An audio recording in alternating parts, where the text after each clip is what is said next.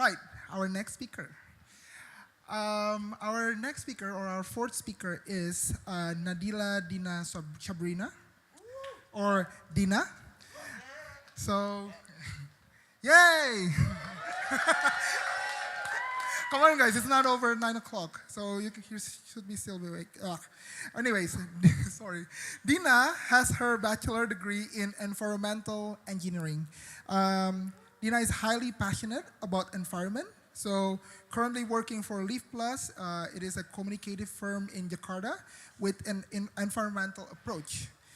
Tonight, Dhina will speak about the sustainable living journey in the urban areas and how to be more wise and conscious as a conscious human being on this planet. So please give a green, warm welcome to Dhina. So hi. Thank you for coming. So we can start.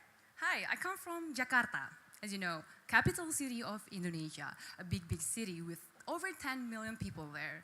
We rank as top 10 biggest city by its population. And I live there since I was born 24 years ago. And until today, struggling for stuff there.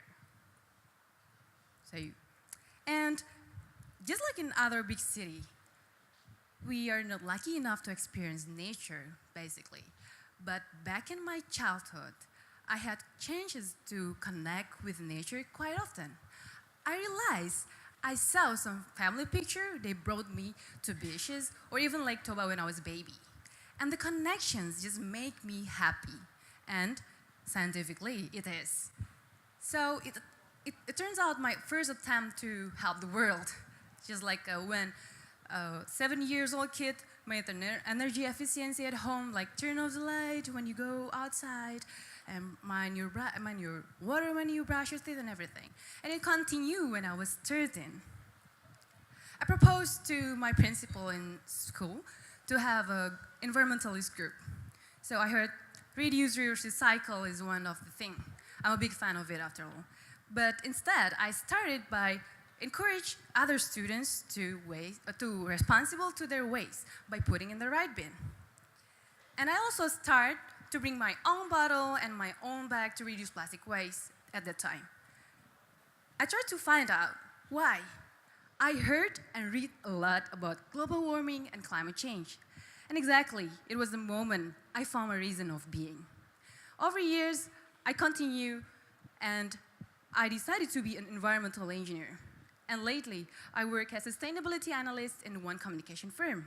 My latest work, I created and implemented a sustainable event guideline, as in the waste management for events.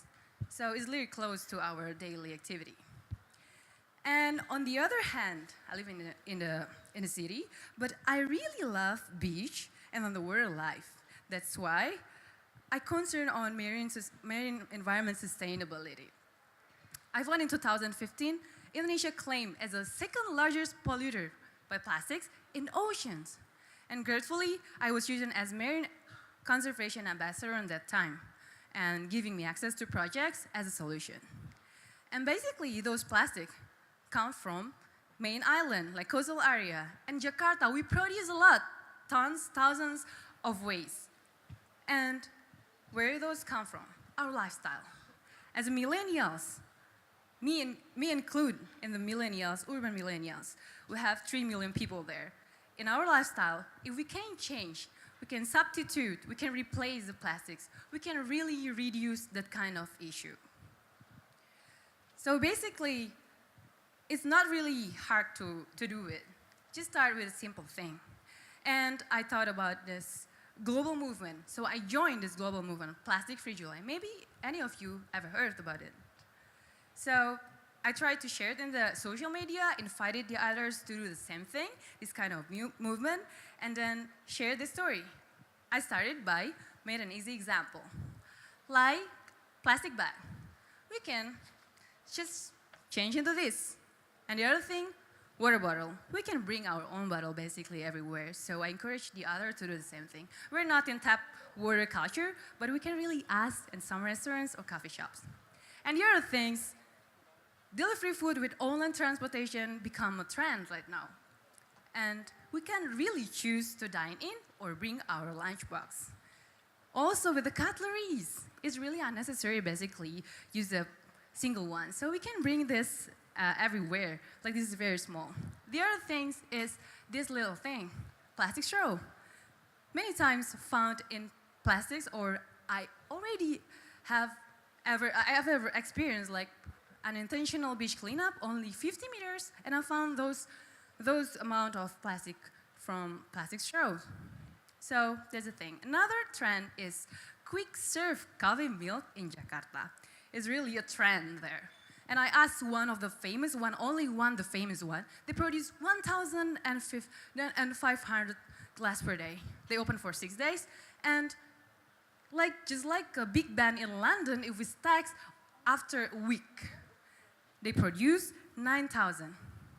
So basically, I tried to analyze what happened in my plastic-free July movement. I found in my case, I cannot really free from plastic. I got 7 days.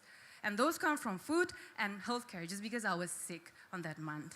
And Indonesia like to share. So that's the point.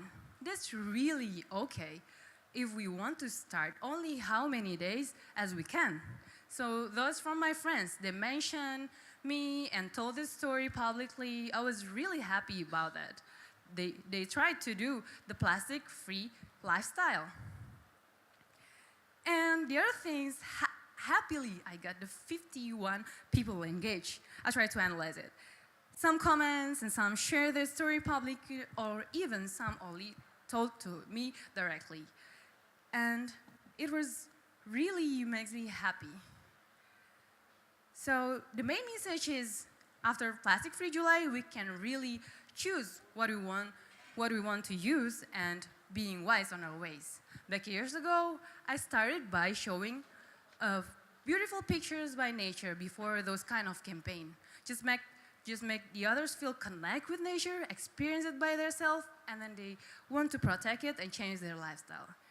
So this year, I start to share my experiences and projects in my website, Living Sustainably, and based in urban area, basically.